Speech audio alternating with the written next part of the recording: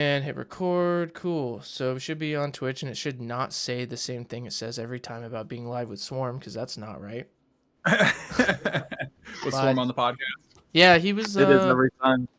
He was second or third episode, I think. Dope. But yeah, welcome, Awakened. Thank you, sir. We were just talking about how you gave me lessons back in the day and like mixing and helped me out a ton with that. And like I was like 5 years ago now, which is insane. My brain can't even fathom that was 5 years ago. That's wild. Yeah, that's just nuts. And I guess every year that kind of happens in my brain of like, oh, now that was 6 years ago. And I just got invited to my 10-year high school anniversary, so I won't be attending. Absolutely not. You aren't DJing the event? Of those. God. Well, major problem. I thought about like maybe it'd be funny to go and like do some sort of gig, like not gig, but some sort of prank, just to like royally mess with everyone who probably doesn't remember me. But who is that? Is that crazy guy in the corner? Just like, yeah. But it's in Florida, and now I'm in Oregon, and you can't get much further than that. So I'm just not. It's about that's pretty much the opposite ends of the country, actually.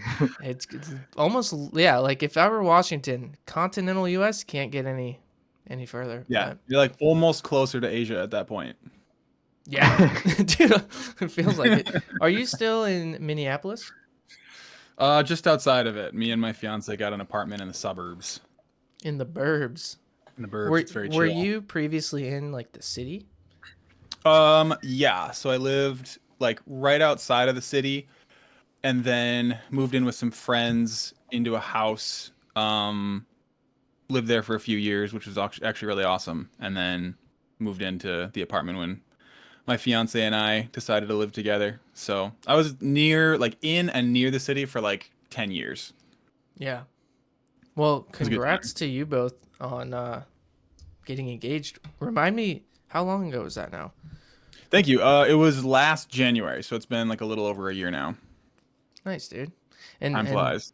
Living together that's a big step too. So, how do you? Yeah. I'm very curious because I notice like where I live deeply affects how what I create, how I feel. Like my environment matters a lot. It feels like.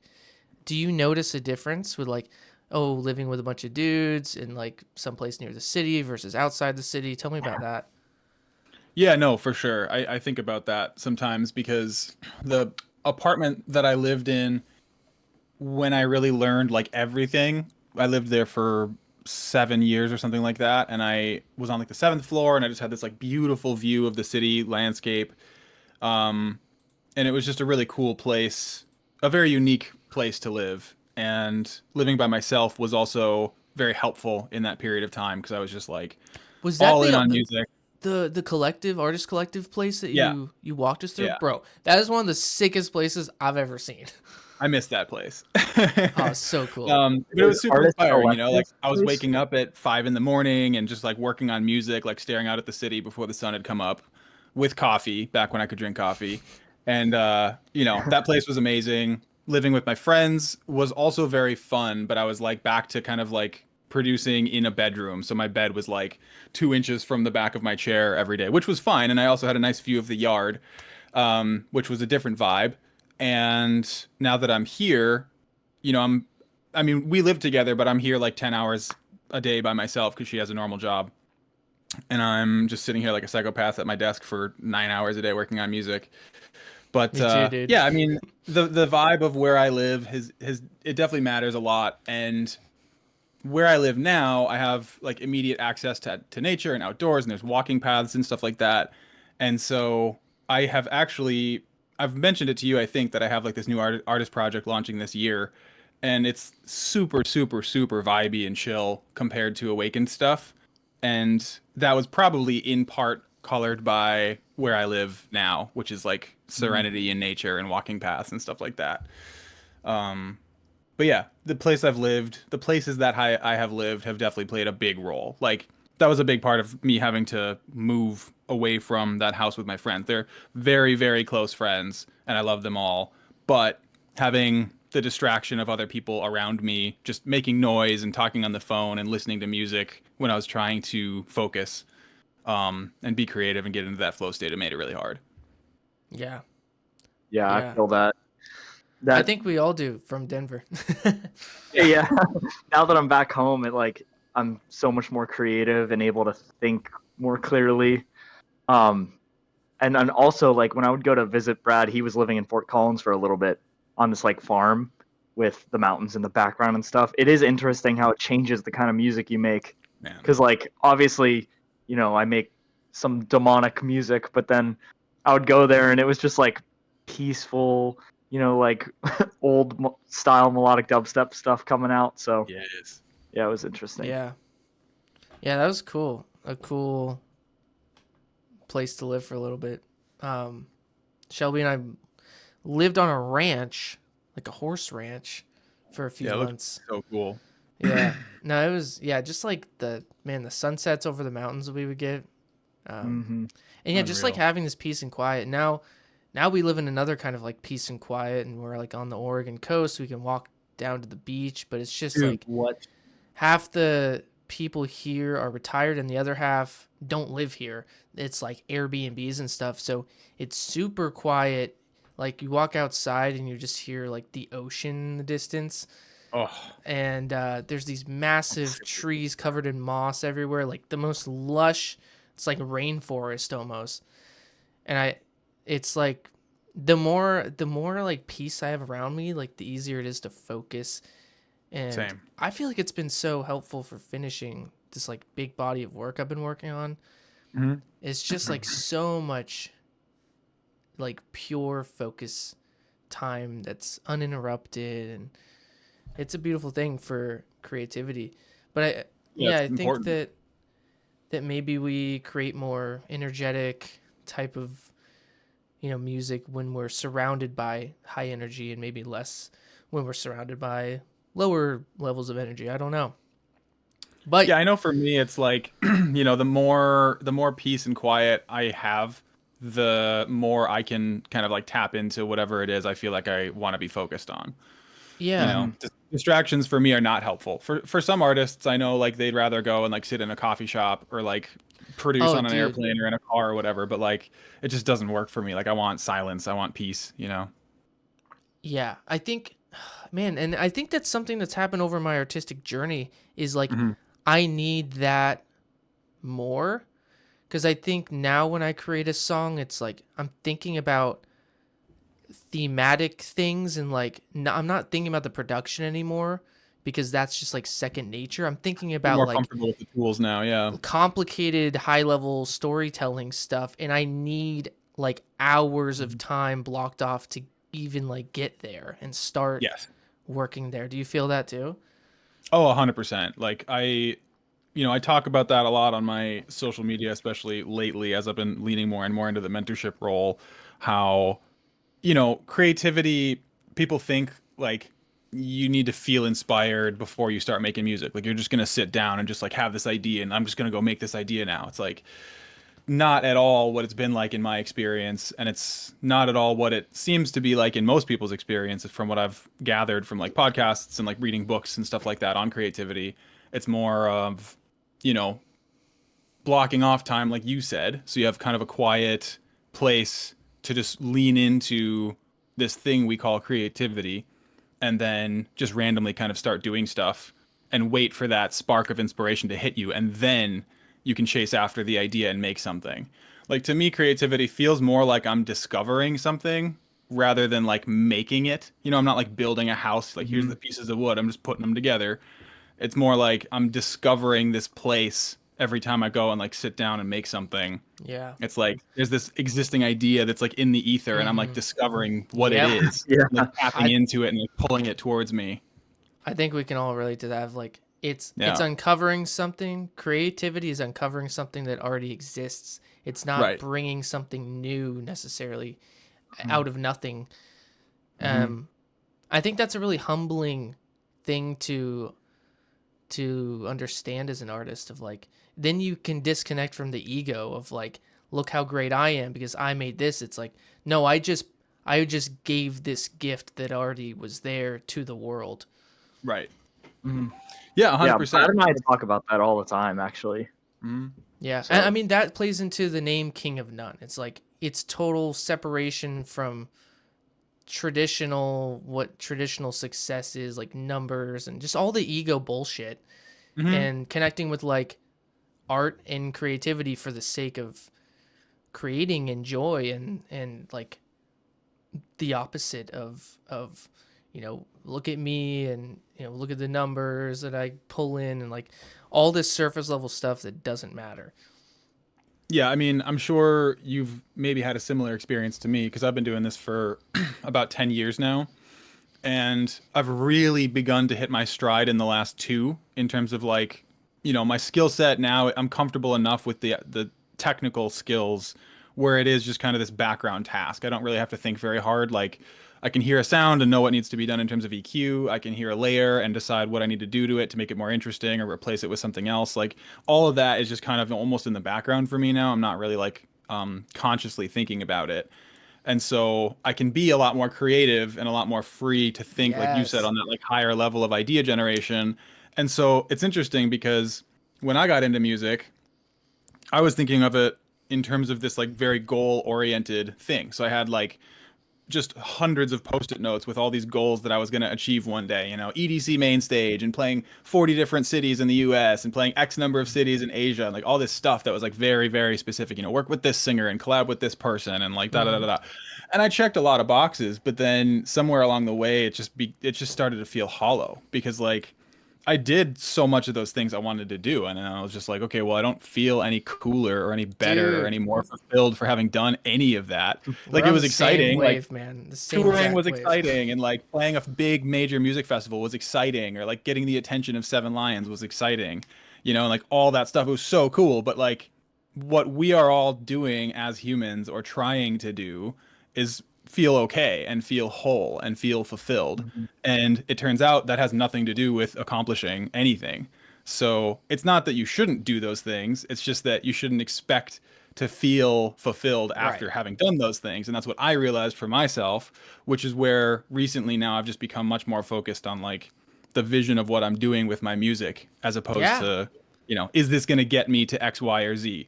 Yeah. I didn't necessarily even realize I was doing that for 6 or 7 years.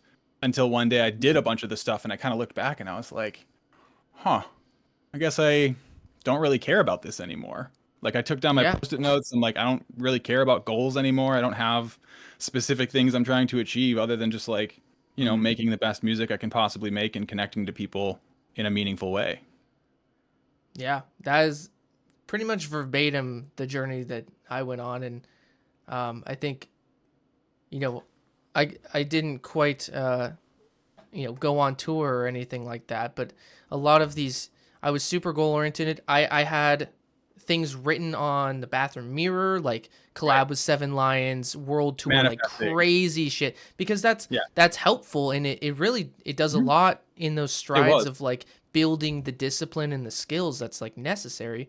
But then, I went off and I checked like 75% of the boxes that I made and I felt absolutely nothing. And I'm like, I'm no happier. I'm actually less fulfilled than I was when I started making music. And why is that? And what am I making? And like what I'm making, I realized didn't have there was no message. There was no like, I wasn't thinking about what am I putting into the world? Like, what am I leaving behind? Like none of it. I just was like goal oriented and I just lost why I got into making music, which is like for joy and because connection with other people. And so I'm right there with you. It took a lot of time, but like those years are also necessary to build the skill set. Like you were saying, like I view it of like it's like a hierarchy of needs where like at the top is like self-actualization or whatever. And we can say that like at the top, maybe for a musician is like creative freedom and like depth, because you have to put in so many years just to build the skills and like, copy other people and figure out how to do everything and like just get the production to where it needs to be. That takes years. I mean, you have to be sort of crazy. You have to be delusional. You know? You really do. just single-minded and just completely delusional, because it's like, I mean, this, like, being a music producer on a successful level at the highest echelons of existence, to the point where you're making a living off of it and like doing the things you want to do. It's one of the hardest things you can do, period. Like, you could make the argument that it's even harder than, you know, trying to become a professional athlete, just because there's so many different skills that you have to master, assuming you're not just farming out half of your stuff to other people, which a lot of producers do, just farm out their mixes and masters and farm out some of their writing and farm out their vocals and farm out, you know, like, and it's fine if you want to do that, like, whatever. But if you want to become that person who can do it themselves and like bring the idea all the way from the beginning to the end and see it through and have touch points all along the way, it's incredibly difficult, and people really underestimate how hard it is. Honestly, people really do. There's so many producers right now who are like just out there like posting content, just like grinding on content, and they can like barely make a drop. It's like, dude, you got like 5 more years of like work to do before you should be posting. It's really muddying the waters too. Like no one can, like, everyone's in overload mode because everyone's constantly like, look at my new song, and they haven't even really spent the time to know like what kind of music they want to make, how to make it, you know, hit really hard, and like have your message come across. A lot of the people don't even know a message that they want to, you know, bring across. So people want to fast forward. Exactly. And I mean, I get it's that's sad, impatience, but yeah, I think it's not a sexy message to tell, but it's the truth that like you need to produce for like 5, 6, 7, 8 years before you're even going to be ready to make something creative and original and like a really strong piece of music. And that's understood in like most other areas of like, you know, if you're like trying to make a movie, you know, or like look at composers, like even Mozart, if you look at like the top composers, none of them made a substantial piece of creative music in their first 10 years. I think maybe one or two did it in 9 years. Everyone else, it took over 10 years. And like in our fast forward culture and just hyper, you know, ADHD brain, TikTok brain, all that. Instant gratification. Yeah, everyone's so tied to, oh, if I produce for 2 years and then I start posting every day on social media, like I'm gonna blow up and be 7 Lions. And like, no, your skill isn't even at the point to be creative yet. Yeah, and it's a sad thing, but you know, I mean, everybody's on a different journey and everyone's on a different path, and if that's what it takes to like try and fail miserably and then realize that you failed miserably and you need to go back to the drawing board, that might be part of someone's path. You know, I mean, social media was kind of a thing when I was like starting to make release worthy music, like my first couple of releases. I mean, you know, Instagram and Facebook existed, but not nearly to the extent that they do now. So like I barely even knew what Spotify was when I started putting out music. Several of my first songs didn't even make it to Spotify because I was like, SoundCloud, bro, who cares about this weird Spotify shit, you know? Like, I don't care about that. You know, Instagram didn't really exist and all that kind of stuff. But yeah, I mean, getting really, really, really good at anything, first and foremost, requires really brutal honesty with yourself, because you have to be really humble in realizing I have a long ways to go, because I still have a long ways to go. I've done all this stuff and I'm still not even, you know, I have so much work to do to become the type of artist that I really wish to become someday. And yeah, it just takes so much more work than people necessarily realize that it does. But, you know, it filters people out, right? Like that's how it is with any endeavor. It's like I went to school for engineering, and the first physics class that I took, it was like 60 kids who all wanted to be engineers. And after our first exam, half of them were gone because it was like, oh, this is way harder than I thought it was going to be. And then after the second exam, the half of the rest of the people were gone, you know? And so it like weeds people out. And I guess that's just how it is with this too. Because if you're getting into it for the right reasons, you're just going to keep making music like a psychopath, no matter what it takes, even if you're barely seeing any progress and it takes 5 years to look back and realize like, oh, I'm finally getting better. So it kind of weeds people out, I guess, to the people who are doing it for the right reasons. Because we all know, like, there's people out there who are big and famous who are pretty much where they are just because of the money and the connections they have, rather than like the talent and the art that they're making. So EDM's a weird thing like that, because the barrier to entry is very, very low. You know, it's not like being in a band where you actually have to be really good at instruments. You can't just like go up on stage and like not know how to play an instrument. But with EDM, there's a lot of, you know, smoke and mirrors and things like that. And the barrier to entry is super, super low. So you can literally make a terrible song on Ableton that sounds just like the worst thing you've ever heard in your life and upload it to Spotify, and no one's going to stop you, you know, like Yeah. no one's going to stop you from doing that, even if it's, you know, not ready or whatever. So I don't know. It's an interesting thing because to me, with where I am now, like the feeling of fulfillment that I get from sitting and making a piece of music that I'm just like really deeply in love with, that like means something to me, is one of the best feelings that exists. Like that's a big part of why I keep doing it. And I'm just so thankful for my crazy 23-year-old self for just being a crazy person and, you know, having delusions of grandeur. And those goals helped, even though I kind of let go of them somewhere along the journey. Like they helped because I was like the North Star for me. Yeah. Mm. Yeah, I think it helps you kind of build the structure to which you can learn how to achieve things. Yeah. And then once that becomes like kind of second nature, then you don't really need to maybe so outright set so many goals. Mm-hmm. And instead you can focus on like the heart of it, and then you can switch from like achieving like certain things for yourself, and instead you're achieving things for that energy that you're tapping into, like what we were talking about earlier. Yeah. Yeah. My goals have very much shifted from things of like, you know, let's say 1 million streams in 6 months. I don't know. That's just a perfect example of a goal that you either hit or you don't hit, to like a goal now is just like creating a fulfilling, you know, collection of songs that tells about my death and rebirth, you know, journey that I went on. And it's this goal, it's much more like subjective and it's personal, and there's no time limit. It's just like, ultimately, am I creating art that's fulfilling and like giving the message to the world that I want to deliver?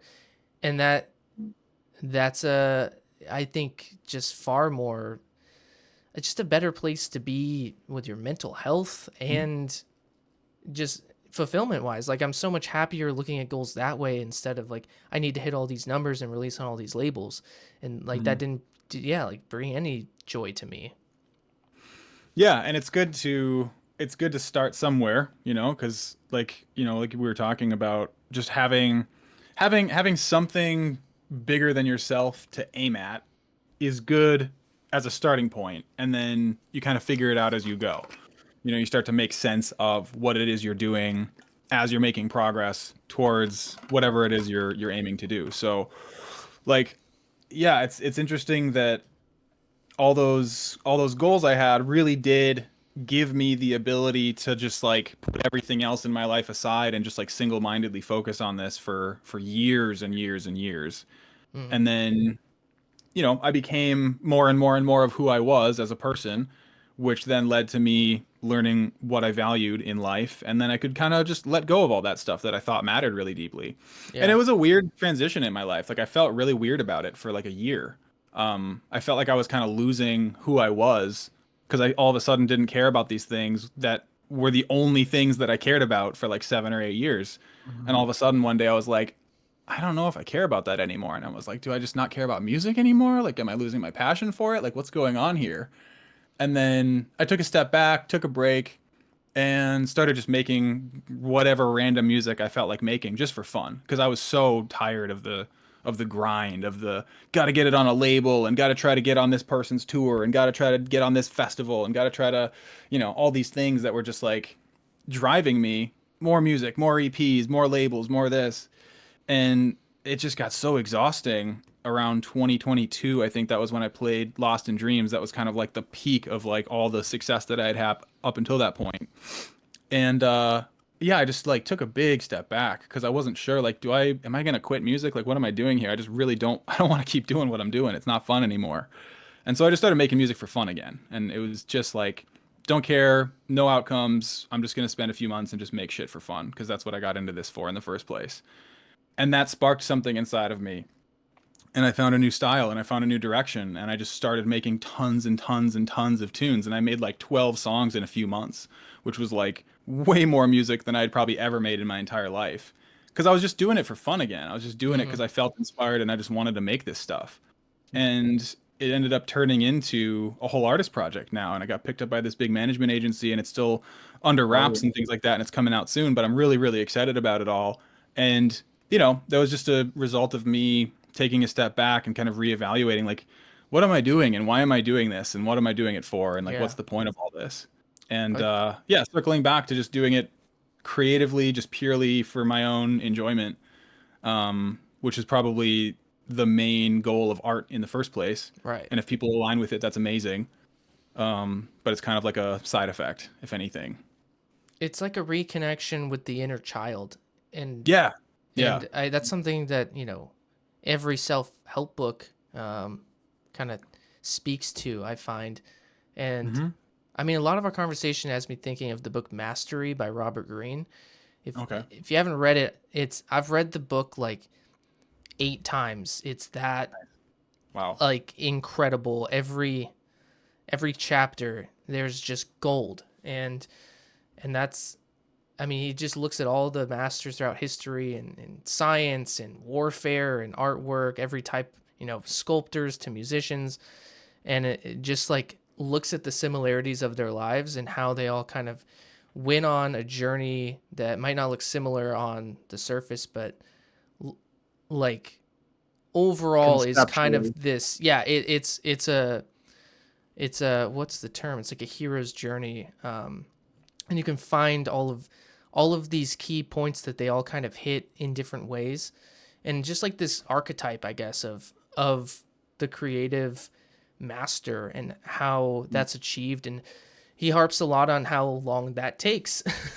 But yeah, wonderful book. And it's got me, just got me thinking a lot about this conversation and kind of how you have to work at your art for so many years before you can tap back into the inner child that started you on the journey of creating art. And that's kind of like where we've all come to after so many years of doing this. And I think that's really cool. And it's interesting that we're all kind of hitting it. I guess we all started probably around similar times. I know I have been doing this for 8 years. You've been doing it for 10. Yeah.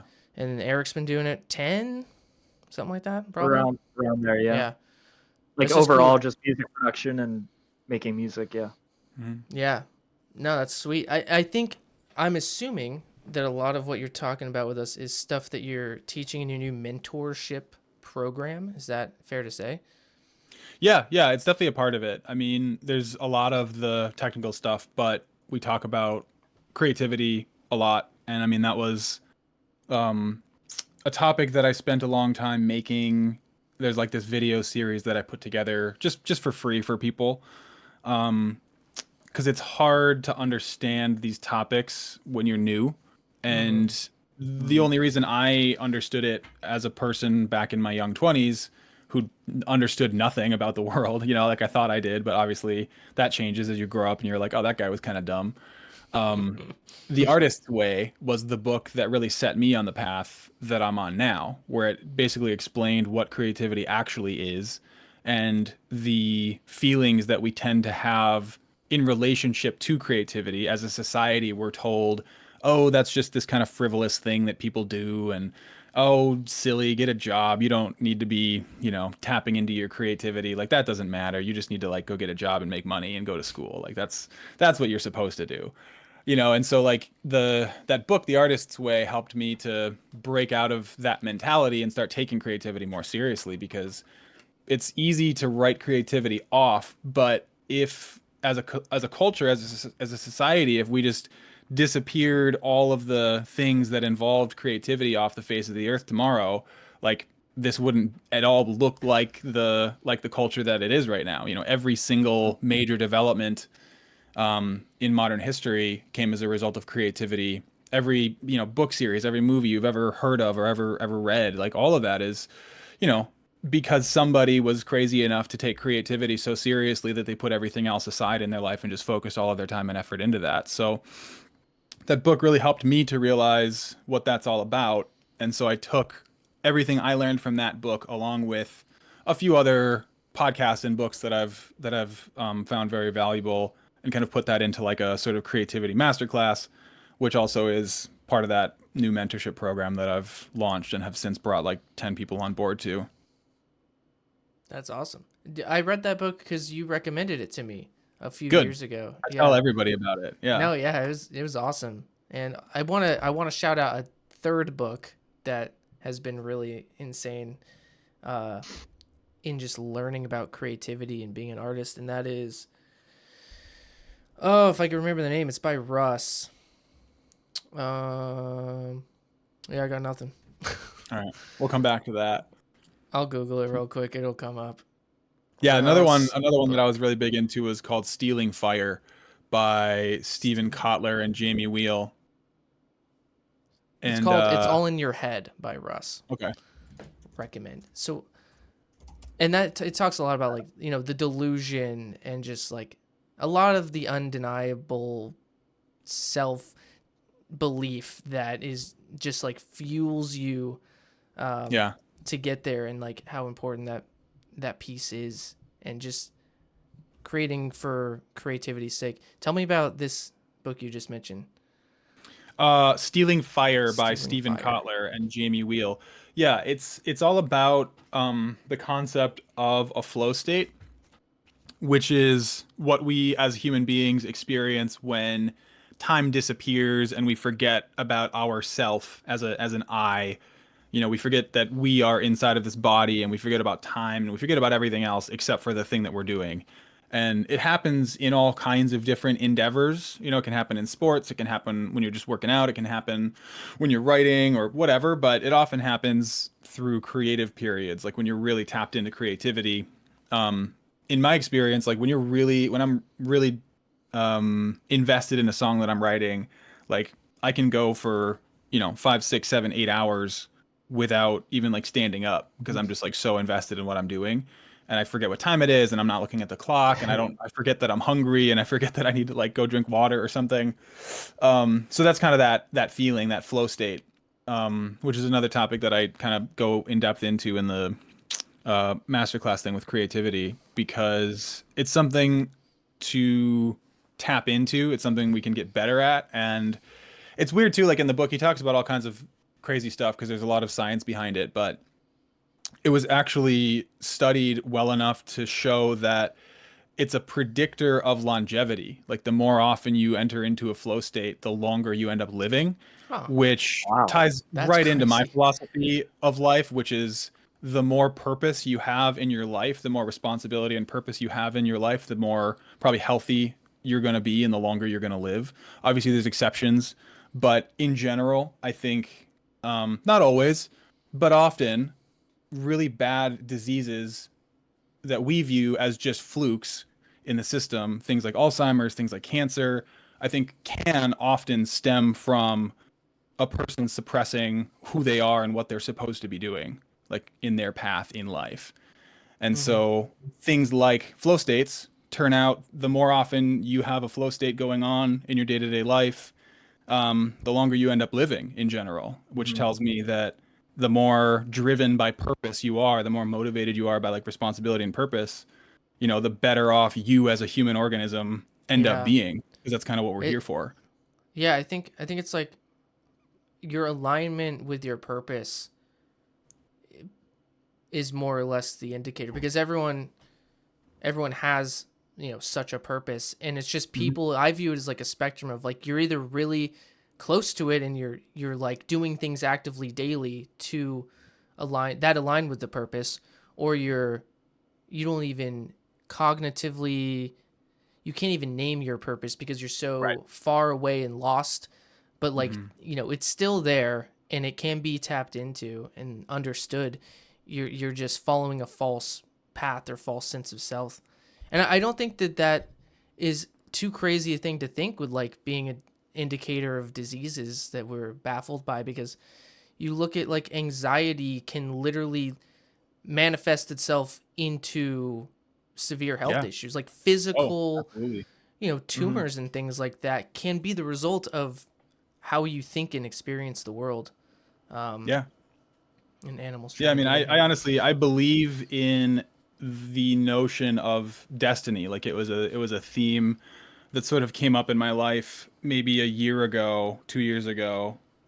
Maybe came back into my life because people love this romantic notion of destiny, especially in regards to like stories and things like that. You know, like it was this person's destiny to accomplish X, Y, or Z. But I think something that I have learned about life, and you know, this is all just my view. Obviously, I'm not trying to impart this on anybody else, but to me, it seems like my lived experience has taught me that I think we're all born with a sort of destiny. Like we are all put here for a unique purpose, and we can either choose to lean into that destiny or choose not to lean into that destiny. I think as a child, you know what that thing is. And it's just a matter of whether or not your environment and the people that you're around help you to realize it and bring it out. Oftentimes, that's not what happens, because obviously children are mostly just told to calm down and be quiet and take this Adderall and go to school, you know? So like they don't get the opportunity to really live that destiny. But I think humans are imprinted uniquely from birth, from day one, with a particular destiny or a particular purpose meant for them. And some people are lucky enough to follow that path, and some people are unlucky and they never really are presented with the opportunity to even know what it is, like you said. And so, you know, they just go down the normal path of just get the job and get the house and get married, and that's that, and just hope you can be healthy by the time you retire and enjoy a little bit of your life by the time it's all over. And yeah, we have a weird culture, you know, that's still sort of driven by the post-industrial mindset that, I mean, our whole education system is basically still set up to create factory workers. Right. You know, like that's what the Rockefellers created the modern education system for. for. And it hasn't changed in like 40 years. No, it hasn't changed. It's literally the same that it was when it was basically first implemented.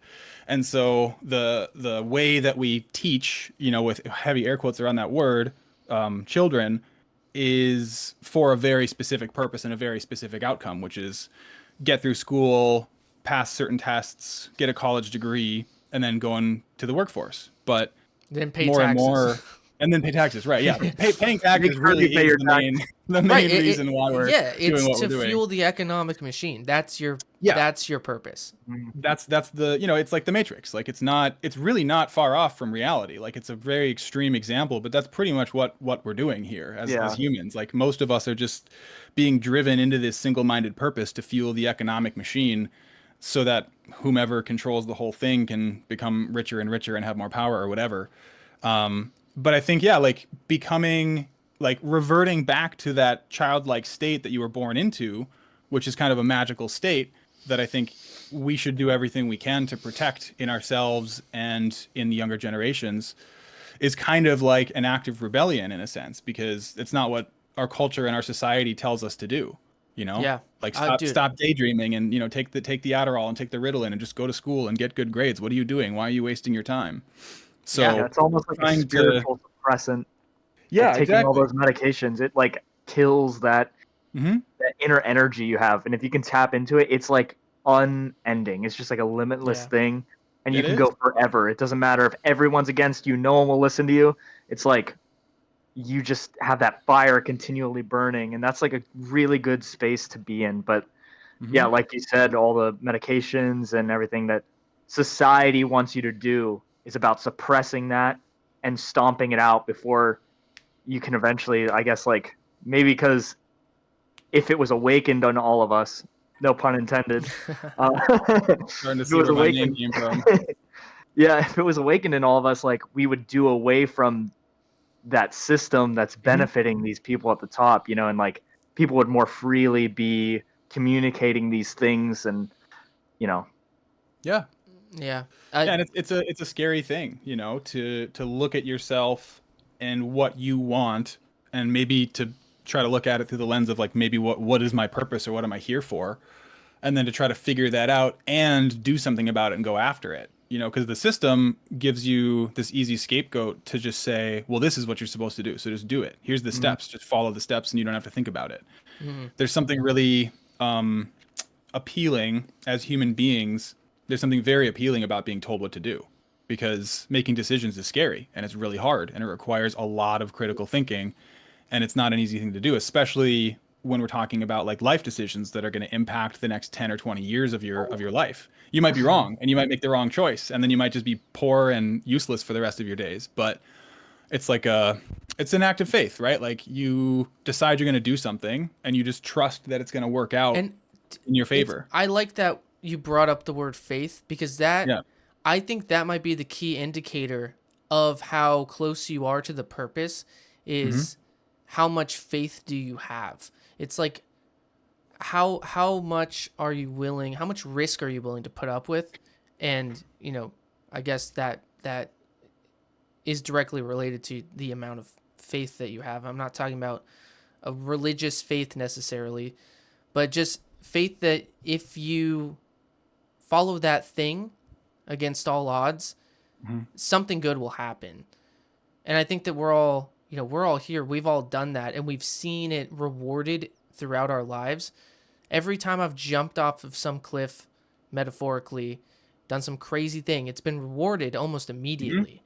And that's just the universe or God or whatever answering, good work. Like you're on the path that you're supposed to be on. You're living in alignment with the purpose that you have. You just took the words out of my mouth. Yep. And Eric and I also just talked about the fact that this is wild, I guess synchronicity. But Eric and I talked like 3 days ago specifically about how so many people our age don't know their purpose. They feel like they don't understand their purpose. And I said to Eric, I think anyone can figure it out really quickly if they just look at what they were interested in as a child. Correct. Like the answer's there. And what we're all doing is kind of an extension of what we enjoyed doing as kids. And I know that's true for me and Eric, and I'm sure it's true for you too. Yeah, I was deeply drawn to music the minute I knew what music was. Like from day one, I was just obsessed with music. Yeah, and I just want to say, I want to like earlier, it's like that destiny thing. Like you kind of know as a kid, you already know what you're here for. Subconscious, yeah. Like you don't even need to be told. You know it as a kid, and we get so brainwashed into thinking other things, from parents and schools and everything else that like that's not something you can do. And then we, somewhere along the line, actually believe that, even if we deny that we believe that. It is like so skillfully ingrained in us that we think that our purpose is something else, and we can't even pinpoint that maybe we've been brainwashed. Most people can't when they, you don't realize it. It's sad because they start believing the BS that other people tell them, and they think it's an original thought that they can't do that, but it's not true. And if everyone just looks back at those things, if you're lost and confused, look at what you loved as a child, and I bet you can find your answer there. Yeah. Yeah, the problem is, like, kids are hardwired. Like, we're still biological creatures living on this earth. So, like, we have survival instincts, and, like, you have to think about it. If we were living in our natural environment, like, there's dangers that are around us. And when you're a kid, you're biologically hardwired to unconsciously be seeking like how to survive. So if your parents, don't support what you're doing, you unconsciously learn it's unsafe because you could be abandoned and then you're left to survive on your own. So it's like a natural hardwired instinct for children to learn those things from their parents. Yeah. So like that's why it's so important to be a good parent now. Yeah, going against the grain of that, and then encourage like being yourself as a kid and not just listening to society and all of that.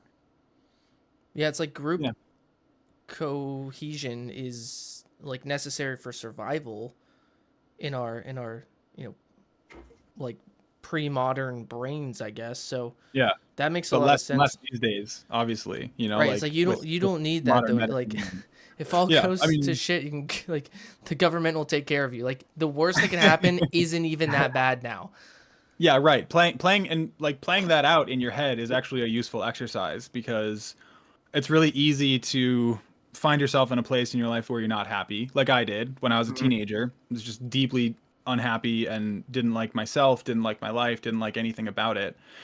And like looking at this potential thing. Maybe you have something you're aiming at, like, I know I want to do that, but it's not realistic and I don't think I can do it, but maybe I can give it a try and give it my all for a few years.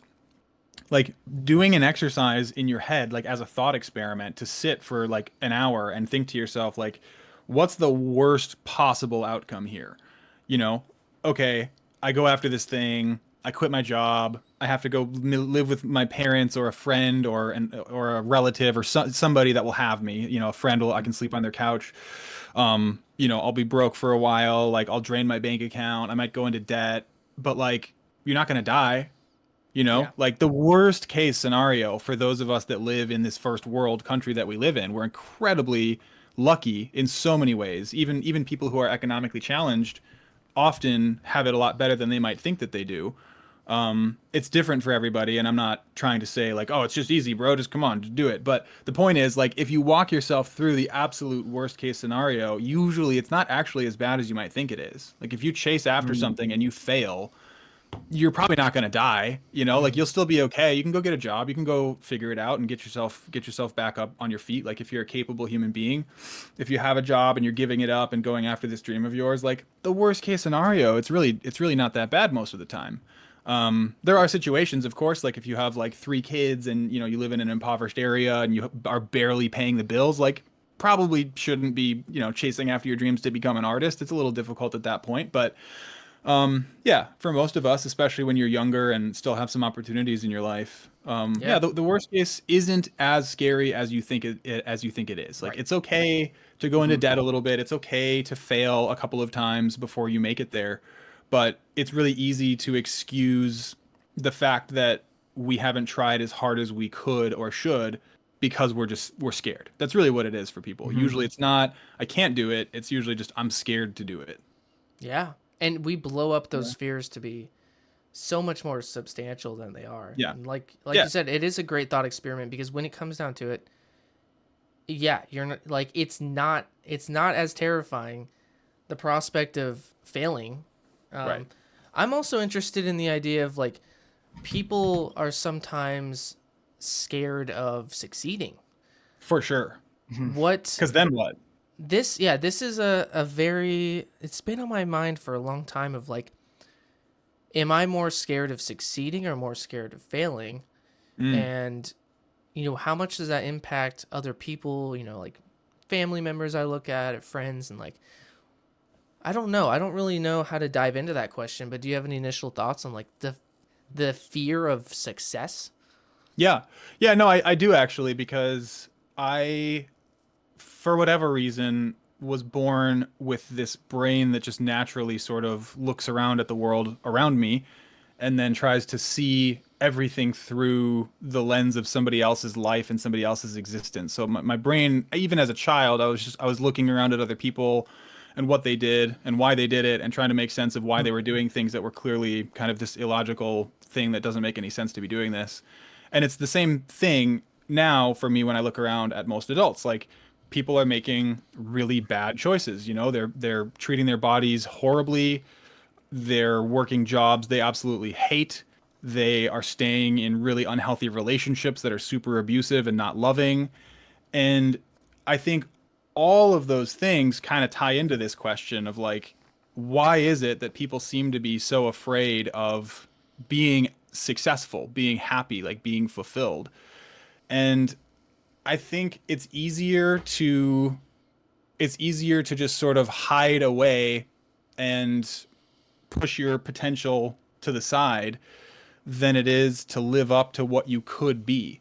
Because that's the thing I think about every person. Like I said with the destiny thing, everybody is here for a unique purpose.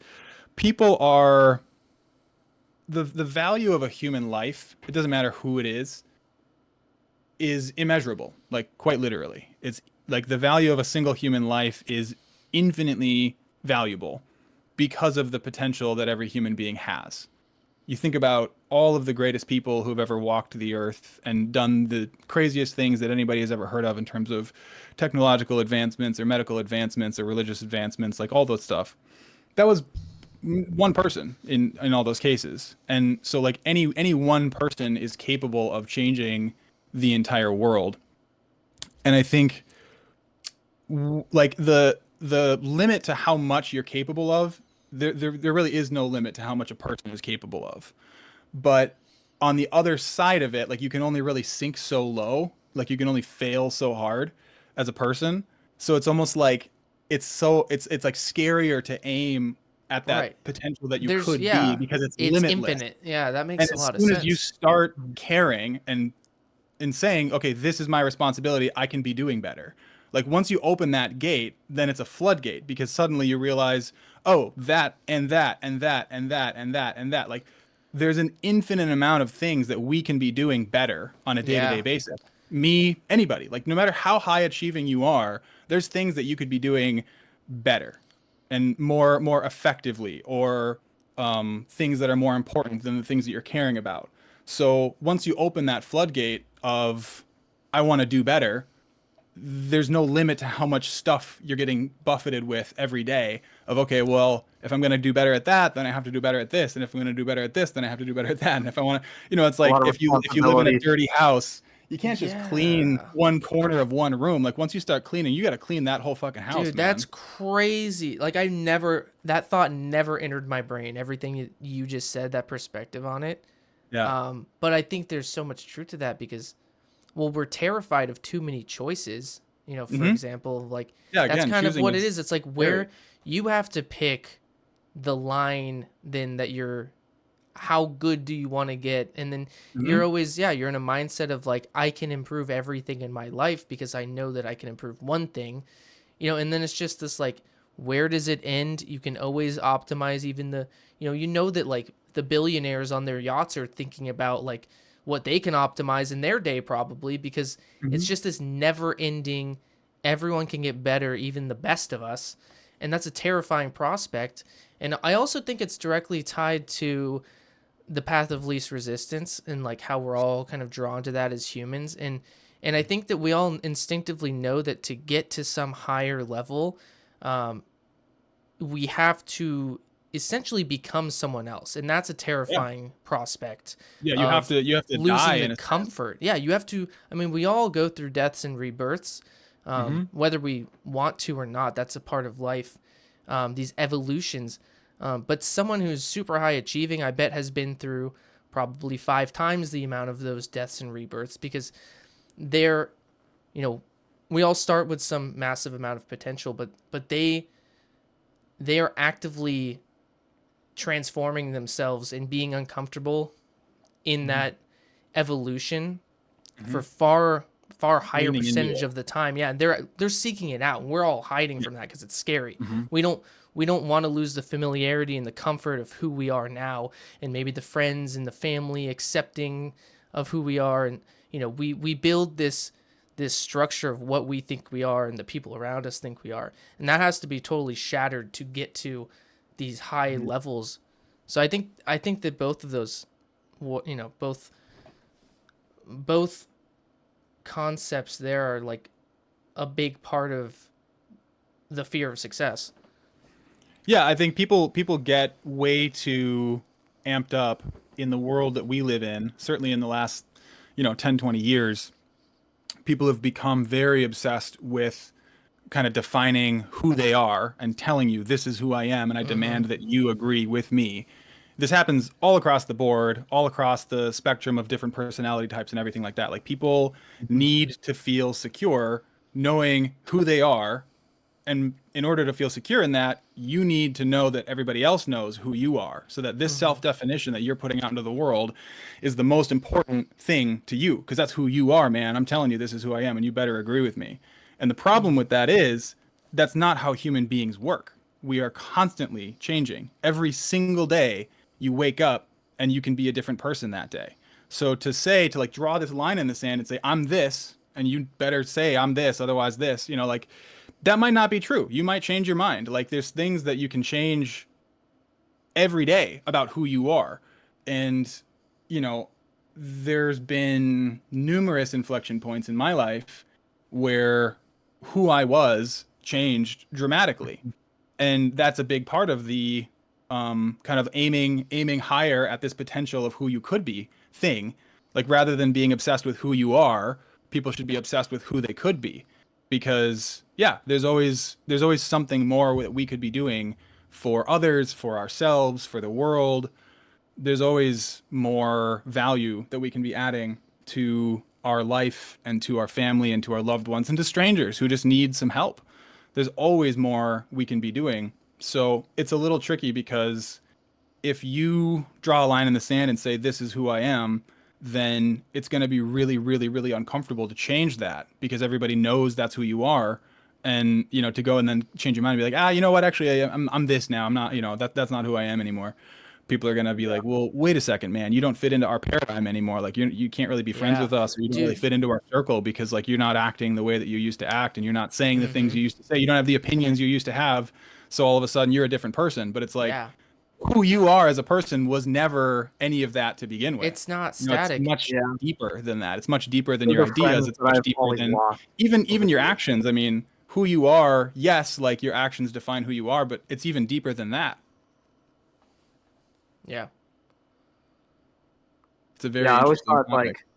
like having friend groups like that is always very limiting for like people who want you to be in this one thing, and then they'll like criticize you for leaving, that the way that they knew you were, or the way they knew you as for a long time, and then like they're not letting you grow and change, or being encouraging to like new ideas and stuff that you have.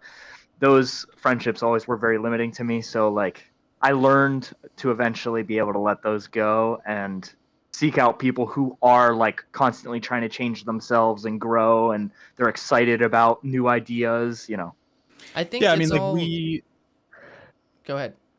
I was going to say, we as humans, that's the thing that makes us human at the end of the day. Like animals have emotions, and they have personalities, and they have love, and they have a lot of the things that humans have. Certainly higher level animals like whales and elephants and dolphins and octopus. Like there's a lot of animals that have similar experiences to what humans have. But the thing that makes us unique from animals is that we have this much deeper connection to this higher sort of divine thing, like God, the universe. And so what we are and who we could be, it's a completely different conversation than when you're talking about like animals. Like they just are what they are. They don't have the capacity to learn and grow and become better versions of themselves like we do. That's a unique thing to humans. Like there's plenty of intelligence in the animal kingdom, but that's not something that animals can do. They don't self-actualize over time and become who they're meant to be. They don't have, destinies and dreams and goals and things like that like we do. They don't have the capacity to change the world. They don't have the capacity to, become wealthy so that they can help their entire village or lift up an entire culture or an entire society. Like I was saying earlier, like the potential of a single human being is infinite, because we can do unbelievable things in this life, and that is unique to human beings. Yeah, I think that this interestingly parallels an artist in their craft as well. Like this idea that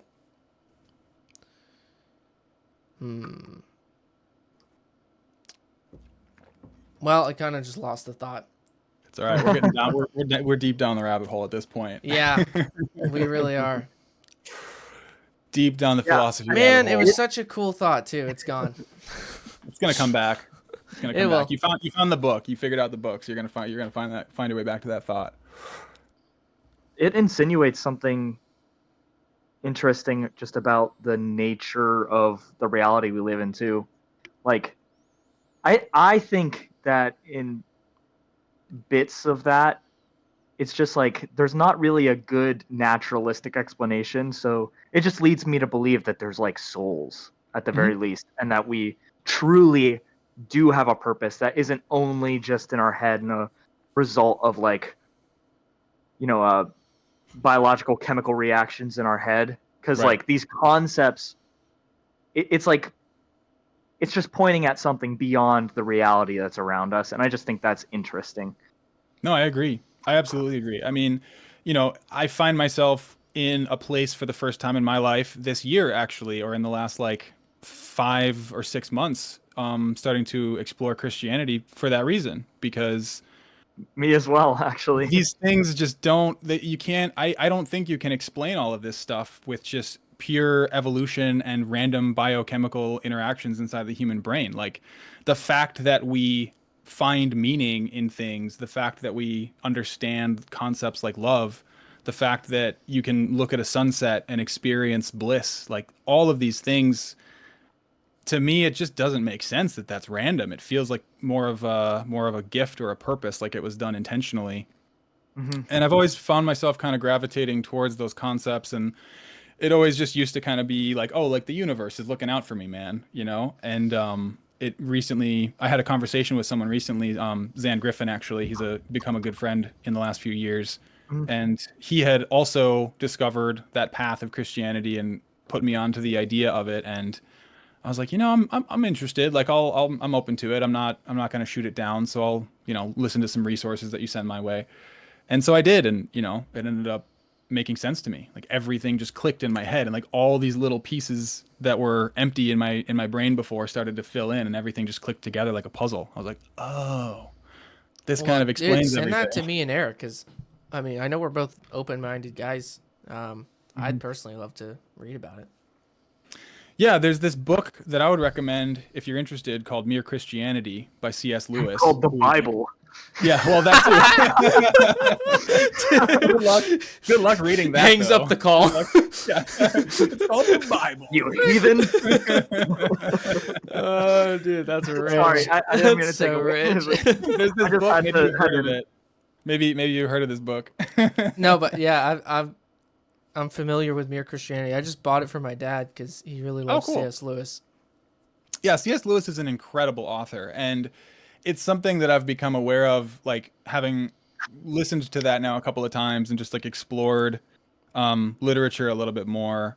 The mastery over philosophy and the English language that I feel like people used to have, that like scholars and intellectuals used to have, that's just like slowly draining from our culture, is unbelievable. Like people like him, the way that he speaks and the ideas that he can convey with such simplicity, it's unbelievable to me. That used to just be so commonplace for scholars and intellectuals like him. And there's people like that still, but just far fewer, it seems, these days. But yeah, check it out, man. I mean, I was like, you know, when he presented the idea to me, I've always had this resistance to the notion of Christianity my entire life. I've always been like, that seems kind of dumb. I'm not really, you know, it's too simple for me or whatever. But the book opened my mind to it in a way where I just never really thought about it like that before. It had never been presented to me in that way. And it just explained things very succinctly in a way where the whole story of what we're doing as human beings started to make sense, and like the history of our culture, and you know what we've achieved, and like what like that drive inside of us, that spark that causes us to want to do better and like help each other. There's a lot. It's very complicated thing, and that was part of the other thing I didn't realize was studying Christianity is actually a very, very complicated thing. It's not this simple thing. Here's these 5 ideas and now I understand it. Like it's going to require your entire life to study and understand it. But it was, I mean, think that's also part of like the things. dumbing down of everything. Mm-hmm. It's, I mean, and Robert Greene talks about it a lot in Mastery of like, we like demonize the idea of mastery because it's for the elites, or it's for this high class. It's a bad thing to become a master at something, and so it's like lost its appeal. But you look at guys like Tolkien and C.S. Lewis who are like masterful, and you look at today and wonder why are we making The Lion King revamped for the 3rd time? Like, what can anyone come up with an original idea? Yeah, do we really need that? You listen to the oversaturated music markets, like, dude, no one. It feels like it's just everything is oversaturated with dumbed down garbage, and we've like lost this critical thinking ability, and I feel like that's something that C.S. Lewis, like you read 3 sentences of something by C.S. Lewis, and it's just like, I'm actively burning brain calories trying to comprehend this. And like, where did that depth go? It's like the last 20 years, it feels like that just doesn't happen in the books, the movies, like art. I don't know. I think it's a huge cultural shift too. You know, it's a overstimulation, you know, like it's a lack of creativity. Again, like, you know, this is what we were talking about earlier in the conversation, where culture teaches us that creativity is frivolous and it's something that kids do, and we don't really need that. You just need to get a college degree and go sit at a desk. That's what you're supposed to be doing. But that's what we have begun to start losing. We've been losing as a culture for decades, maybe even centuries. Is, you know, people have just become more and more and more stimulated, and what that means is more and more and more distracted, which means you're less connected to that sort of source energy that we tap into for creativity.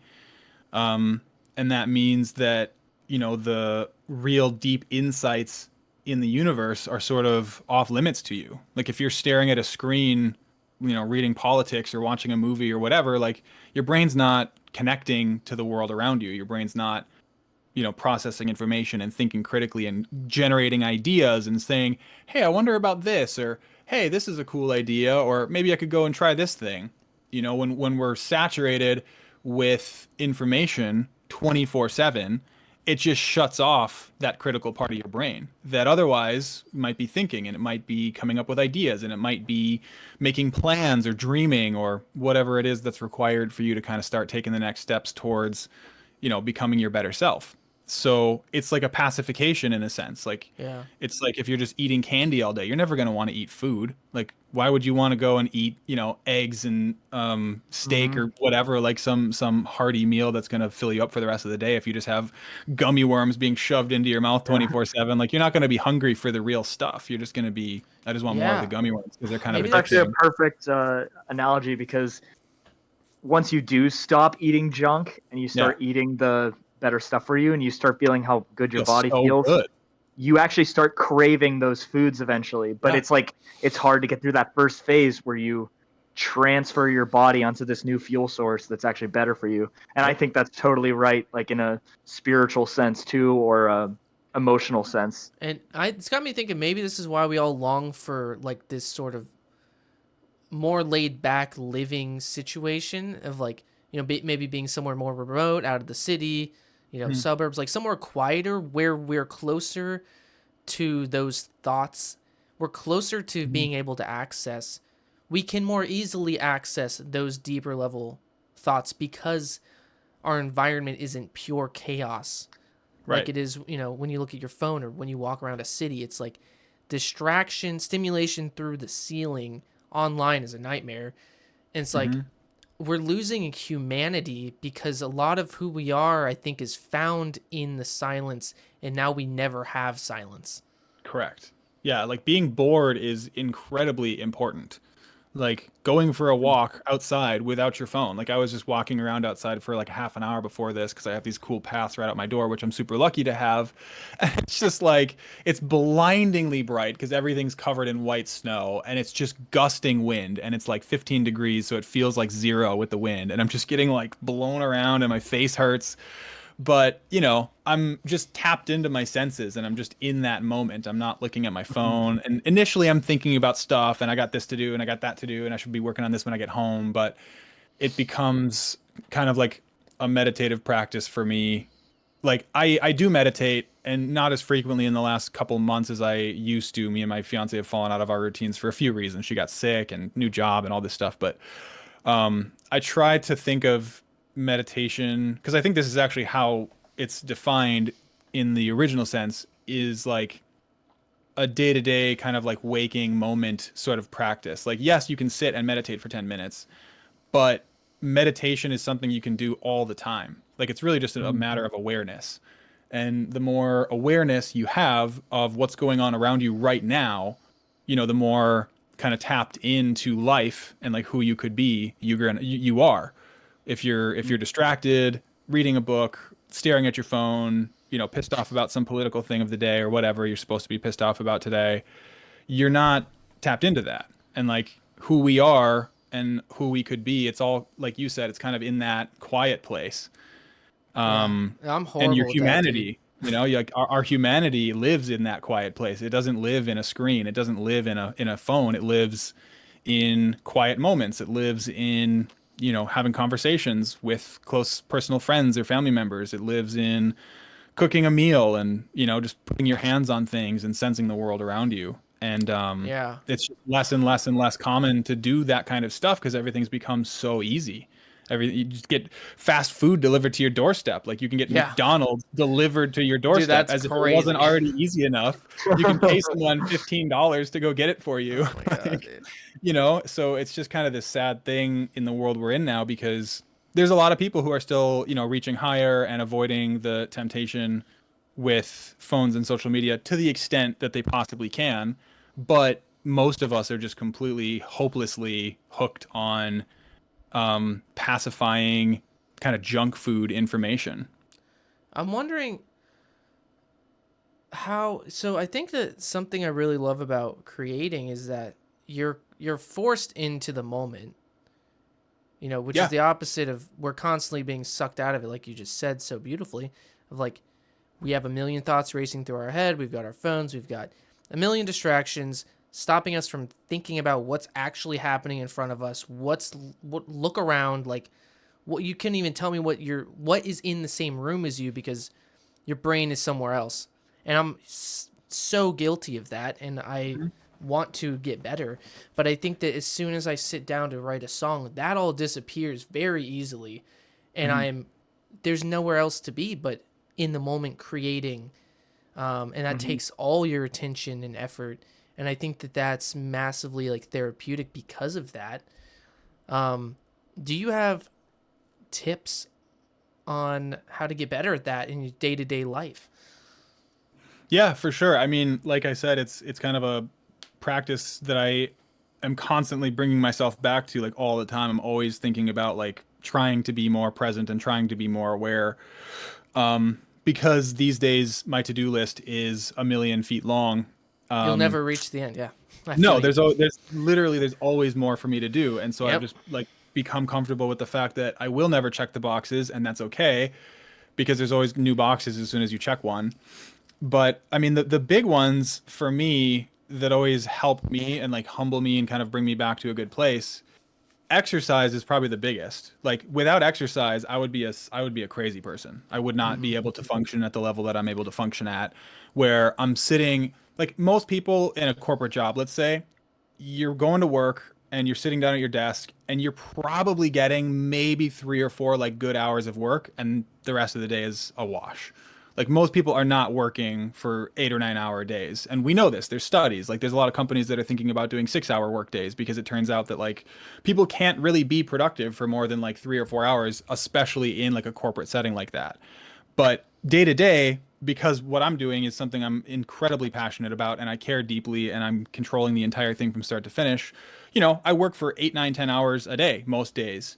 And I think I'm able to do that because, I'm doing things to take care of my mental health on the back end, like eating incredibly healthy foods, leaving junk food out of the equation, eating, at the right times of day and getting enough of the right nutrients and focusing on getting enough proteins so that my brain and my body have the fuel that they need to just focus and not be distracted by feelings of hunger. I'm exercising on a regular basis. I'm going for walks every day. I'm, exercising at the gym like 3 days a week so that I can shut my brain off. And like, that's just all I'm doing for that hour or hour and a half. Meditating every morning and spending 10 minutes just sitting in silence and being more comfortable with that process and getting used to it on a day-to-day basis so that you can train yourself to keep coming back. Every time you get distracted, you just get used to just continuing to come back. Like with meditation, people have the wrong idea a lot of the times because they think like, oh, I'm not good at it, so I don't meditate because I'm just bad at it. But it's like, no one's really good at meditating. The whole point is to just notice that you're being distracted and then try to not be distracted. And then, okay, you get distracted again. You have to notice, okay, I got distracted again, come back and just continue focusing on whatever you're focusing on, like your breath or whatever it is that you're choosing as your subject. So, good food, clean food. I don't drink alcohol anymore. Caffeine was another one for me, so I had to kind of cut that out or at least minimize it. meditating daily, exercising on a regular basis, and then journaling every single day as well, because journaling helps me to, call my monkey mind and just get a bunch of the crazy thoughts that I have circling around in my head out onto the paper so that I can just become more focused, because I'm not thinking about that stuff anymore. I just wrote it down, so I'm done with it. So it's a constant practice. I mean, all of those things play a role in my ability to really just like lock in and work for 8 or 9 hours whenever I need to, without getting tired or feeling lethargic or getting distracted. So it's a lot of different little things, but they all kind of play their own little role. Yeah, I like it. I mean, I definitely do a lot of the same things. But I think I'm gonna get back to doing some daily meditations in the morning. It's so nice. I used to be really good about it, but it's been like well over a year since I've done it. And I think I like the way you said it, where it's not, the goal isn't to like become good at meditating. The goal is you're training your brain. You're actively watching your brain get distracted and come back, and get distracted and come back. And so you're teaching yourself how to come back. And that is the tool that you're learning. And that's kind of not a way that I've heard a lot of people bring it up, but I think that's a good way to say it.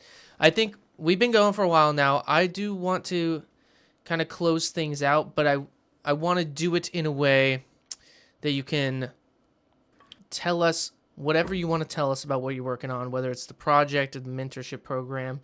Get us a little excited about what you're doing, dude. Yeah, man, it's been an awesome conversation. So thank you for having me. I said, this has been beautiful. Way too long since you and I have chatted, but this always seems to be where our conversations go every time we do. Just as deep down the rabbit hole as you can possibly get. But yeah, man, it's really refreshing with where I'm at in my life, because I've never been more excited and more driven by the things that I'm doing right now. I feel like I know who I am, I know what I'm doing, and I know why I'm doing it. And it's just a really exciting time for me, because I've never been busier, but I've also never been like more excited by what I'm doing. So it's kind of, right now my attention is split between the Awakend project and the music that I'm releasing. I actually just had a song come out today, which I almost forgot about because I was so busy with other things. So I'm focused on that. There's still a lot of stuff behind the scenes happening with Awakend. I'm spending a lot of my time on this new mentorship program. So I've basically been putting that together since like mid-November, and it's been an incredible learning journey of like what I'm capable of, and like learning new skills that I didn't know that I was capable of having in terms of, business and marketing and all these different things that you need to learn how to get good at with having an actual business. So I've been pouring all of my time and attention into that, and I've brought on 9 or 10 producers so far, and being able to help people in a much bigger and more meaningful way than just simply like logging onto Zoom once in a while and like talking about what they could do better with their music. Like that was very helpful for a lot of the people that I worked with, and it's been cool to really like drastically expand upon that and offer people far more resources than I was ever able to offer them before. So that's been a huge amount of time and energy for me recently, pouring into that. And then this new music project of mine, which I've now been working on for about 18 months. That was the primary focus of 2024. I would say that was like the main thing that I spent the majority of my time on for like 10 months. And then I started funneling a lot of my time into the mentorship program. But that new project is hopefully going to be coming out, like some of the music will start rolling out somewhere around like summertime, depending on a few things. Me and my management team are looking to get it signed to a couple of specifically chosen labels. And if we don't have the support of them, then we'll just do it independently. But there's a couple of labels we'd really like to work with for specific reasons. And so right now we're in the process of just polishing everything. I've been making content, a ton of stuff in the last like month. I got a real camera and spent a couple of months learning how to use the thing and learning how to film and learning cinematography and color grading and learning how to edit video and all that kind of stuff. So that is going to play a big role in the new project of mine. It's a very like visually oriented project, and the content thing has been super fun to start putting together in a really meaningful way that ties into the actual vision of the music. It's like a holistic project. Yeah, it's so fun like to do it from the ground up. Audio exactly. Visual. When I sit and make content, I feel like I'm just doing something artistic, you know, like I'm doing something that tells the story of the music that I'm also making, rather than like, oh, well, this is kind of trendy, so I'm just going to do this. It's like we've really been thinking deeply about how can I tell the story that this music is attempting to tell in a visual way that excites people and ties into the brand. So that has also been a massive endeavor, because that music project, I have like almost 20 some songs written and like mostly done, and there's like 12 or 13 that are like fully completed that are going to be pitched to labels and stuff like that, and then I'll go back and polish the rest of them and finish them up. But yeah, it's something I'm super excited for, and I can't say much else about it yet because it's still under wraps, but you'll probably see me talking about it online in the next few months. It's a complete total course change from Awakend, which again, I'm still making stuff I'm still excited about, but it's funny with this new music because it feels like I've gone back to the roots of what got me into EDM in the first place and what excited me about it in the first place. This project is like, you know, it was like the hero's journey. I started on this path and I went out and I learned everything I could possibly learn about production, and I went down 15 different paths and tried all these different styles. And now I feel like I've kind of come back home and found the thing that I set out to do in the first place. And so that's what this new music project really feels like to me. Dude, that's exciting to hear. Hell yeah, dude. I'm super stoked to see the visual stuff, and obviously hear the music too. But I'm glad you're not, you know, quitting Awakend for good. No. Because of course I love more to do there. Some classic melodic dubstep. Absolutely, man. It's so fun. But yeah, and I'm excited for you to like start helping people on a deeper level, of like really developing artists instead of just, you know, doing production lessons. I think that you have a lot of potential to mentor people in that way, and like knowing you as a person, you seem like a really good candidate for that job, like a good mentor, just who you are as a guy. That. Yeah, man, that's exciting. I mean, dude, I can't wait to hear the new music. I think I always like to end on one question that's a very deep, challenging question that you might not have an immediate answer to, and that's okay. But I ask everyone that comes on the podcast this, and it's, what is your mission statement as an artist? What is my mission statement? I should have this written down in a more succinct way. That's okay. Like, people give it to us all kinds of ways. If it's succinct, if it's not, spit it out. Whatever comes to your brain. Yeah, so my mission, I mean, honestly, through everything I'm doing, whether it's the mentorship project, whether it's the Awakend project, whether it's this new music project that I have, or just as a person in my life, you know, this is where everything has really started to line up for me in the last few years, where I understand like who I am and what I'm doing. And the whole thing, the mission statement in particular with this new project, but again, just in every facet of my life, is spreading hope and inspiration and positivity to other people in every way that I possibly can. Yeah. Well, I definitely see how your new program's going to do that very clearly. And of course, new art from you as well. So, dude, thanks for coming on. Always a pleasure to talk to you. And everyone, go listen to the new Awakend tune that came out today. Follow him on socials so that you know when he drops his new project. And if you're a producer looking to up your game, this is your man. I don't think the course is out yet, but hit him up. Oh, it's out. Oh, it's out? It's out. It's out. You've heard it here first. It's done. All right, y'all. Thanks for tuning in. We'll see you next time.